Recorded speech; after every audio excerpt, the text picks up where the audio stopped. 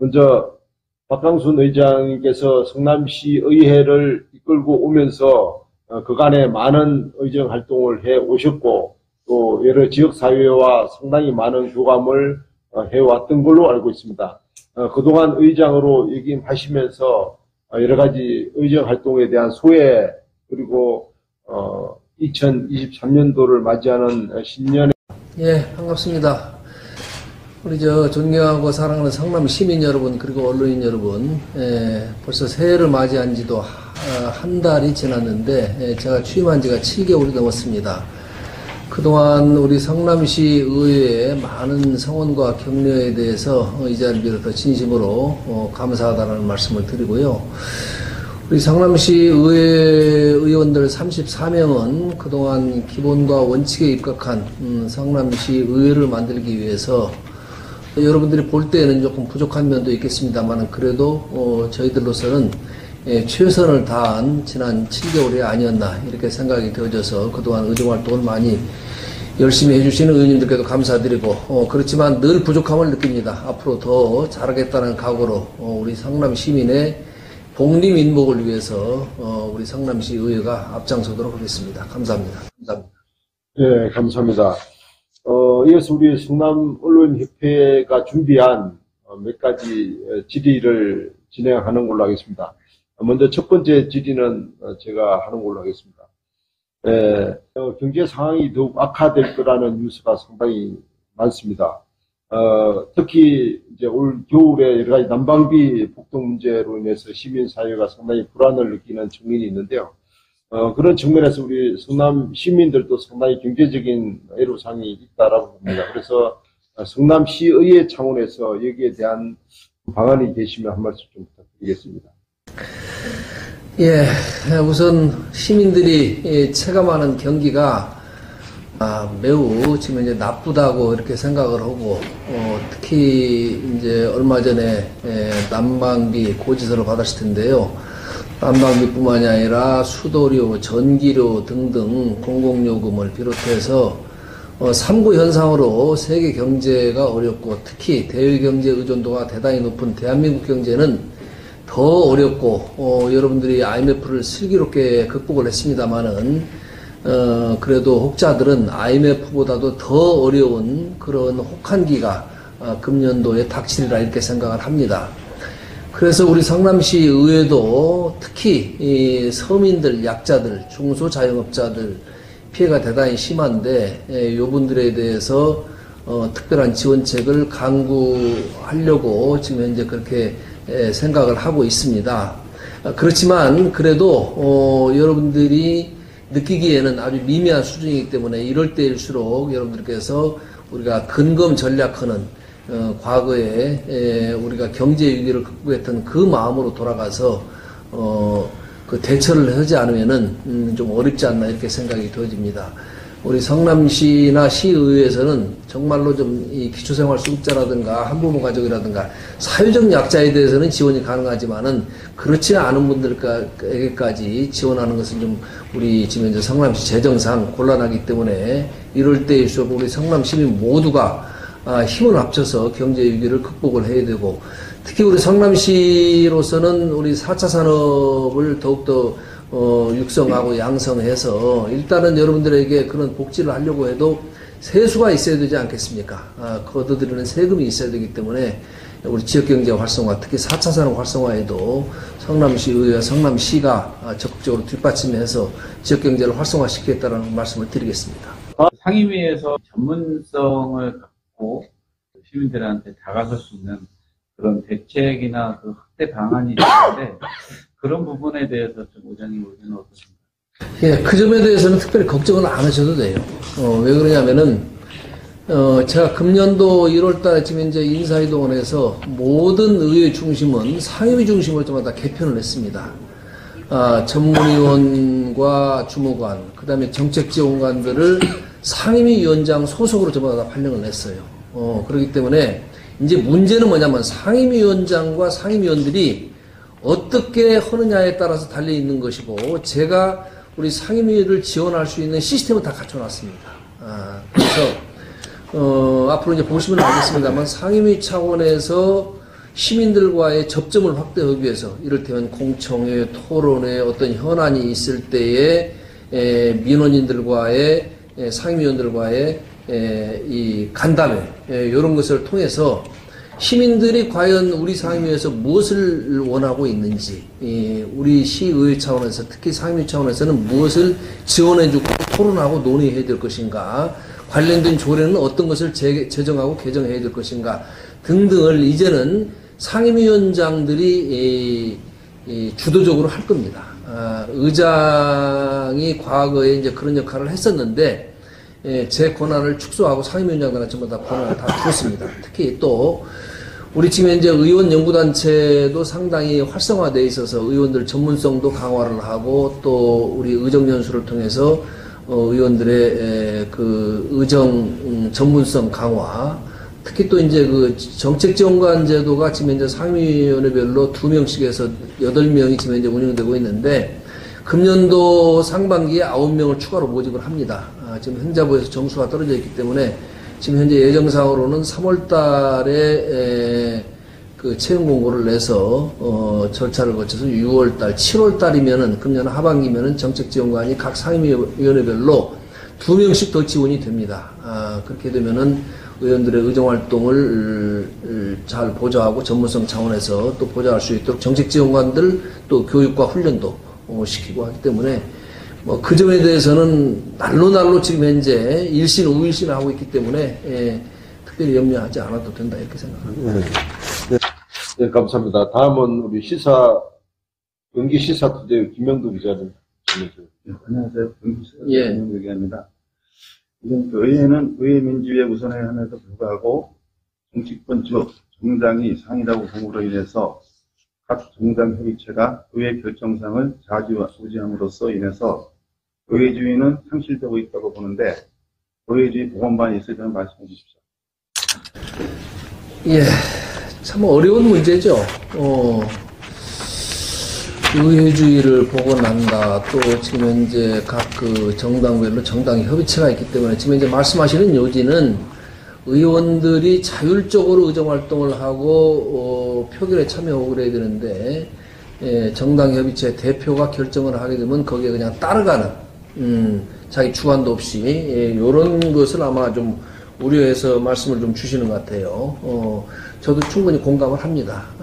의원들 각자가 전부 다 국민들이 선출한 주민의 대표 기관이고 하기 때문에 독립성을 가지고 해야 되는데 그래도 이제 어떤 그 각 정당별로 정당의 이념과 정체성에 맞는 그런 정책을 구현해서 다음에 또 선거 때 또 이제 그걸 가지고 또 이제 우리가 또 주민들로부터 심판을 받는 거기 때문에 이제 그런 점이 없지 않아 있긴 있습니다만은 제가 볼 때는 지금 현재 양당 대표가 잘하고 있다고 봐요. 그렇다고 해서 자기가 가지고 있는 주관을 이념을 갖다가 그 강요에 의해서 하는 것은 아니고 일단은 그 의원들의 의견을 들어서 의원들이 어디에 가 있는가 그 의견을 들어서 지금 그 각 대표가 정책에 대한 그런 이 결정을 그렇게 하고 있는 것으로 알고 있습니다. 이제 문제는 뭐냐면은 그 양당인데 저희 같은 경우는 양당의 어떤 이념과 정체성이 좀 많이 다르다고 할까요? 좀 다르다 보니까는 그것이 중앙정치에 좀 예속이 되어져서 이를테면 우리 성남시 의원은 그야말로 중앙정치하고 분리해가지고 시민들만 바라보고 가야 되거든요. 그런데 이제 그 공천권을 해당되는 국회의원이나 당협위원장이나 지역위원장이 가지고 있기 때문에 중앙정치의 이념과 정체성을 따라갈 수밖에 없는 그런 구도가 있다는 것은 현실적인 측면의 이제 장벽입니다. 그것에 대해서는 뭐 여러분들도 공감을 하시겠습니다만 이거 사실은 혁신해야죠. 국회의원들이 가지고 있는 이 특권 또 내지는 권한을 내려놓아야죠. 그래야만이 진정으로 우리 성남 시민들을 위해서 성남시의회가 존재하는 건데 지금 중앙정치에 왜속되는 것은 저도 매우 안타깝게 생각을 합니다만은 언론 여러분들께서도 그 점을 좀 자주 좀 저기해서 중앙정치가 좀 변할 수 있도록 그렇게 좀 해주실 것을 좀 당부를 좀 드리고요. 그 다음에 지금 이제 우리 의원들이 잘못하게 되면은, 지방자치 2.0 시대를 맞이해서 과거의 단체자치, 그래서 지금 이제 주민자치로 지금 이제 많이 옮겨가 있습니다. 완전한 주민자치는 아닙니다만은 지금 상당 부분은 옮겨가 있다고 봐요. 그래서 이제 거기에 대한 그 제도로 주민들이 직접 그 조례를 발의할 수 있는 주민 조례 발안권도 있고, 그 다음에 우리 의원들이 잘못했을 때에는 일정 수의 서명을 받아가지고 주민 소환을 할 수도 있고, 너 안 된다, 의원으로서 자질이 없다, 그 다음에 우리 주민들을 위해서 이러고 있는 것이 아니지 않느냐, 주민 소환도 할 수가 있고, 그 다음에 또 예산에도 참여할 수가 있습니다. 주민 참여 예산제라고 해가지고 각 동별로, 예를 들어서 우리 마을에서는 이런 사업을 할 테니까 이 돈을 주세요 해가지고 마을에서 주도적으로 사업을 해서 주민들한테 그 혜택이 돌아갈 수 있게끔 한다라든가, 그 다음에 또 이제 주민 감사 청구권도 있고 해가지고 많이 이런 요건들이 완화됐거든요. 그래서 주민들이 예를 들어서 200명, 300명 서명만 받더라도 우리 성남시에 예를 들어서 이런 좀 비리가 있는 것 같다, 이런 부분에 대해서 거기에 대해서 감사원에 감사 청구도 할 수 있고, 그래서 주민들이 우리 의회나 성남시를 통제할 수 있는 이런 제도가 많이 지금 현재 보완이 돼 있죠. 그래서 의원들도 이제 그런 것을 염려하기 때문에 주민들의 뜻에 완전히 어긋나서 이를테면 우리 정당 협의체가 의사결정을 한다라든가 의원들이 의사결정하기는 상당히 좀 힘들게 됐다, 어렵게 됐다, 이런 말씀을 드리면서 하여튼 뭐 아직 완전하지는 않지만은 점차 발전을 하리라 믿고, 특히 뭐 제가 강조하고 싶은 것은 중앙정치권에서 지방정치까지 관여하고, 특히 공천권에 대해서는 이제는 주민들한테 돌려줘야 된다. 그래야만이 지방자치가 살고 이 지방의회가 자율권을 가지고 하는 것이 지금 현재는 그 점에서는 상당히 좀 아쉽게 생각을 한다, 이렇게 말씀을 드리겠습니다. 지방자치법에서 정한 예산안 처리 기한을 지키지 못해서 준예산 사태가 발생이 되었는데요. 시민사회 여론이 좀 악화된 상태에서 예산안이 처리가 되었어요. 그래서 그 의장으로서 이번 준예산 사태의 본질은 어떻게 파악하시는지? 준예산 사태가 발생한 것에 대해서는 의회를 책임지고 있는 의장으로서 결론적으로 우리 시민 여러분께 매우 송구스럽게 생각을 합니다. 그런데 준예산 사태가 발생을 하게 된 것은 사실은 이제 이재명 지금 민주당 대표가 경기도 지사를 하고 성남시장을 할 때, 성남시에서 할 때는 2014년인가 15년도에 청년 배당, 만 24세 되는 청년에게 연 100만원씩을 주겠다. 그 다음에 이제 경기도 지사가 된다면은 이제 경기도까지 전부 다 확대해가지고, 도비 70%, 그 다음에, 기초자치단체 30% 해가지고, 우리 성남시 같은 경우는 1년에 100억이 소요되는데, 경기도에서 70억을 줄 테니까 성남시에서 30억을 대서 만 24세 청년들에게, 100만원씩을 주겠다. 이제 뭐 성남 사랑 상품권, 요런 걸로 주겠다 해서 지역경제도 활성화하고 청년들이 자기 개발을 하는데 좀 이바지하겠다라는 이제 요런 취지입니다. 취지 자체가 나쁘지는 않는데, 이제 그동안에 이제 우리 당에서, 국힘당에서 봤을 때는, 이 100만원이 그야말로 청년들의 자기 취업이라든가 자기 개발을 위해서 쓰여진 것이 아니고, 이를테면 뭐 당구장도 가고, 심지어 모텔도 가고, 고기 사 먹고, 술도 먹고, 뭐 이런 부분으로 사용되어진 부분이 상당히 많다. 그 본래의 목적과 취지에 어긋난다라는 것이죠.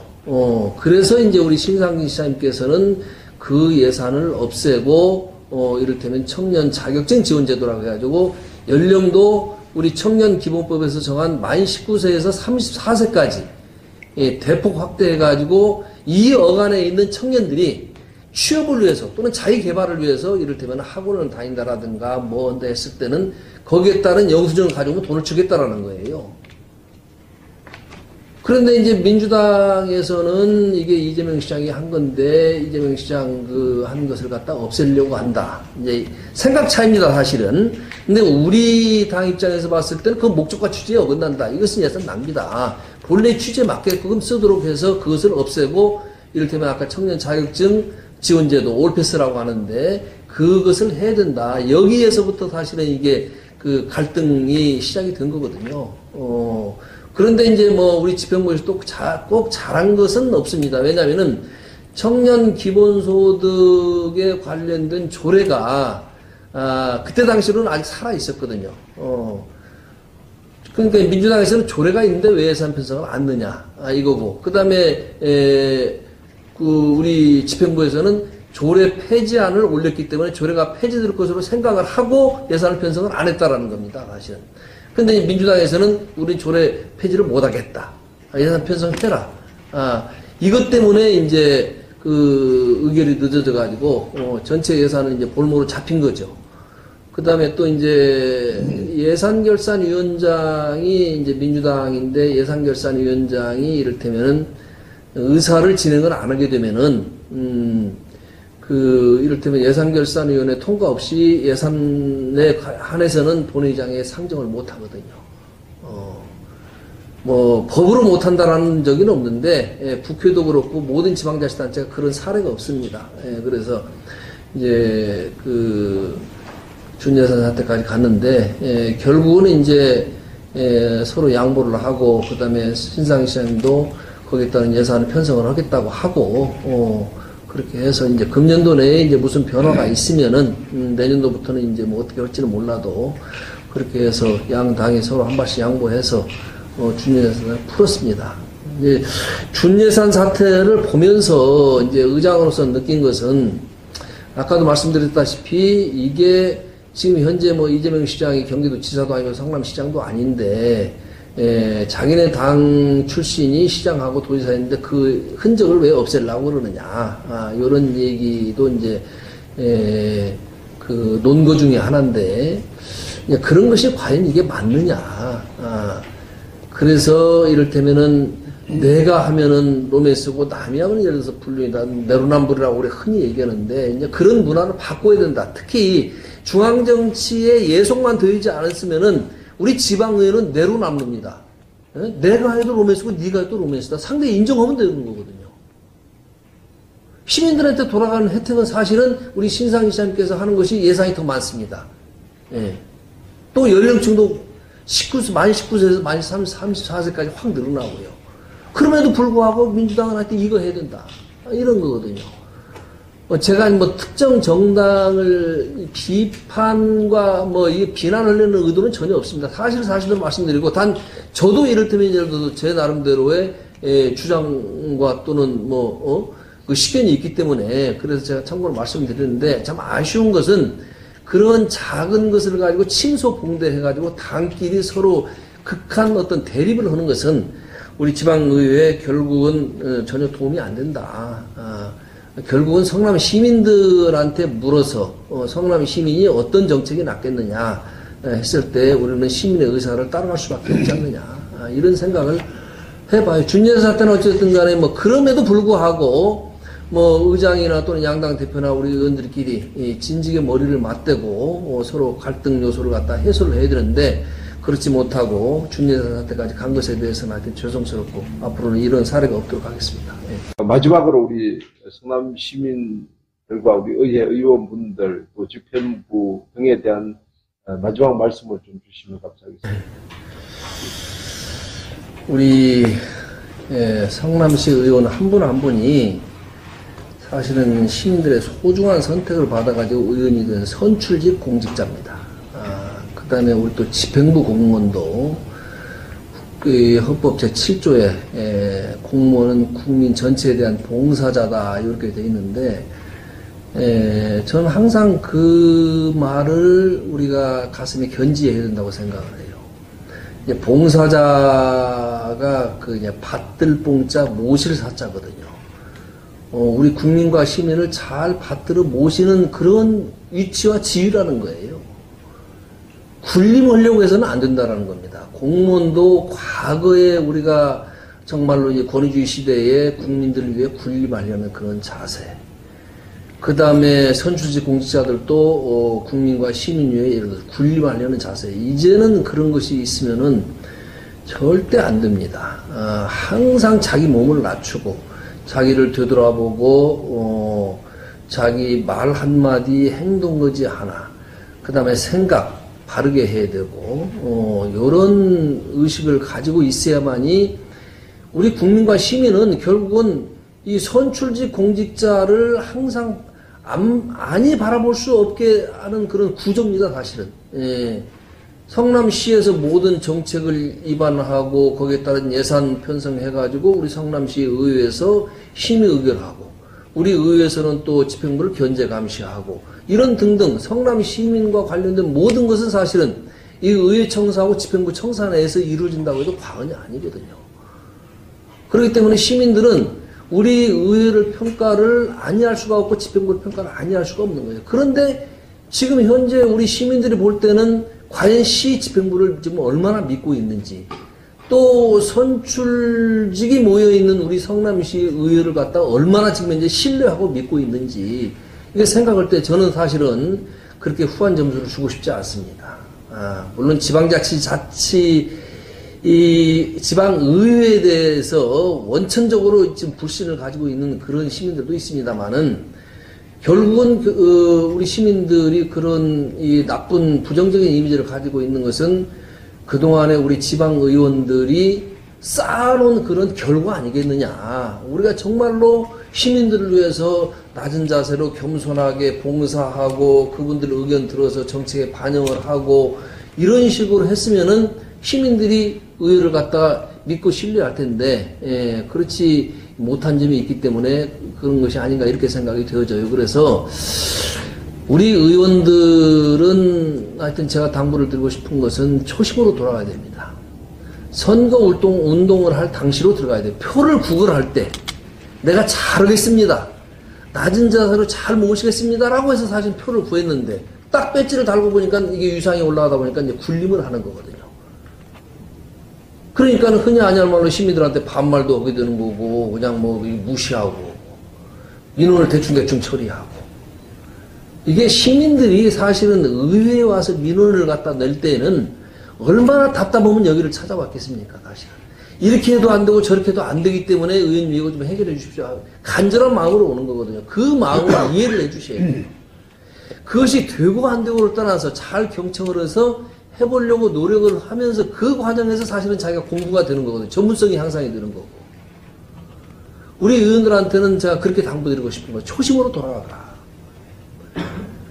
집행부한테 제가 뭐 당부를 드린다고 하는 것은 집행부가 존재하는 것은 우리 성남 시민이 있기 때문에 존재하는 거고 성남 시민을 잘 받들어 모셔야 될 그런 봉사자의 위치에 있기 때문에 어떤 정책을 수립하고 거기에 따른 예산 편성하고 우리 의회에 제출할 때는 사전에 면밀히 검토를 해야 됩니다. 그냥 대충 예를 들어 시장이 이거 허란다 해가지고 바로 예를 들어 정책을 입안해가지고 하게 되면은 이게 오류가 있기 마련입니다. 왜 시장도 사람이니까요. 그렇기 때문에 어떤 예를 들어서 시민들 체감하는 그런 정책을 수립해서 시행을 할 때에는 시민들에게 대충 이를테면 여론조사라든가 또 내지는 공청회라든가 토론회라든가 이런 과정을 거쳐가지고 시민들 의견이 어디가 있구나. 모든 정책은 100% 만족하는 정책은 없습니다. 사실은. 국가도 없고 우리 성남시에도 없어요. 모르겠어요. 100% 만족하는 정책은 예를 들어 퍼주는 것은 있을지 모르겠죠. 예를 들어서 월 100만 원씩 주겠다. 뭐 그건 뭐 예를 들어서 있는 사람도 좋아할 거고 없는 사람도 그건 이제 뭐 나라 망하는 거고 성남시 망하는 길인데 그것이 아니고서는 사실은 모든 정책에는 호불호가 다 있고 좋아하는 사람도 있고 안 좋아하는 사람도 있지만 그래도 이것이 성남 시민의 대다수에 어떤 그 효과를 미치겠느냐. 특히 제가 강조하는 것은 우리 성남시 지금 현재의 성남시가 아니라 우리의 자손들이 앞으로 영원히 살아가야 될 이 성남시 미래에 더 희망되고 복된 성남시를 우리 의회나 정치하는 사람이나 행정을 하는 사람 항상 생각을 해야 됩니다. 그래서 앞으로 이 미래 10년, 20년, 30년, 40년 후에 성남시는 앞으로 어떤 모습일까? 우리 후손들에게 어떤 성남시를 물려줄 것인가? 대한민국을 물려줄 것인가? 이런 생각을 하고 정치를 해야 되고 정책을 입안해야 된다고 그렇게 생각을 해요. 그래서 집행부에는 그렇게 말씀을 드리고요. 뭐 우리 성남시 의회 사무국 직원을 비롯한 우리 성남시 의회 공직자들 또 의원들은 하여튼 뭐 저는 그런 기조와 모토를 가지고 성남시 의회를 이끌어가고자 합니다만은 뭐 다들 잘하고 있습니다. 제가 보기에는 대부분 다 잘하고 계시는데 물론 뭐 100%는 아니겠지만 그래도 그런 목표와 지향점을 가지고 우리 시민들을 위해서 늘 겸손하면서도 비굴해서는 안 됩니다. 우리가 비굴해질 필요까지는 없어요. 겸손하면서도 당당하게 그렇게 의정활동을 해서 우리 시민들을 잘 받들어 모시고 시민들로부터 신뢰와 사랑을 받는 의회로 거듭나도록 그렇게 열심히 하도록 하겠습니다. 감사합니다. 네, 감사합니다. 오늘 성남언론인협회와 우리 박강순 성남시의 의장님과 인터뷰를 이것으로 마치겠습니다.